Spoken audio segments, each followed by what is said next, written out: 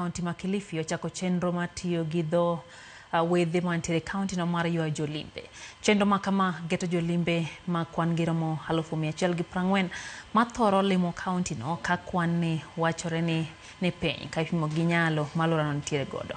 Ne giwuok Malindi kama ne gitimo romo gi jokanya sekta mar limbe kama ne gigolo paro ma kamano ma giwacho ni biro ywayo jolimbe kama gigetoe jolimbe maya e pinje Ulaya gi pinje moko ma oko. Gichano chenro mag loso wende kod tuke mag oganda jodho nam chumbi ma biro ywayo welo ma kamago.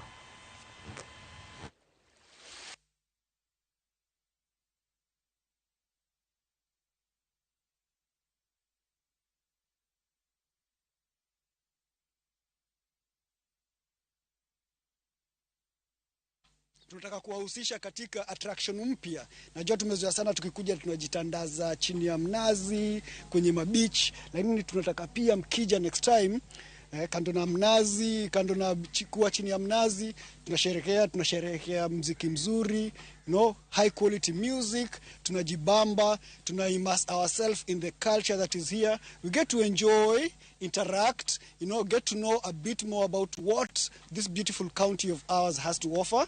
We want to bring you something new, something exciting, something interesting, something captivating, something that connects you with the heart and soul. This festival will bring people together, join hands, and we're inviting people to have a unique experience in every region in Kilifi County. We want to create momentum.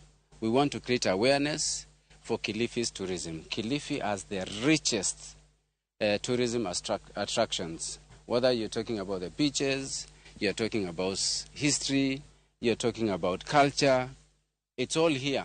The blue economy, it's all here in Kilifi. Agribusiness, we have it all. But have we sold it well? The truth is, no. And therefore, this is the beginning of the new era that is going to transform Kilifi. Mina riebo mana nyuki dhi nyime kod jothieth tok chiele kod magina kod achicha chiel mawacho ni en muindi e kinde mane gichope tuke mag cricket achiel kuom bunge mag le kaunti ma Laikipia.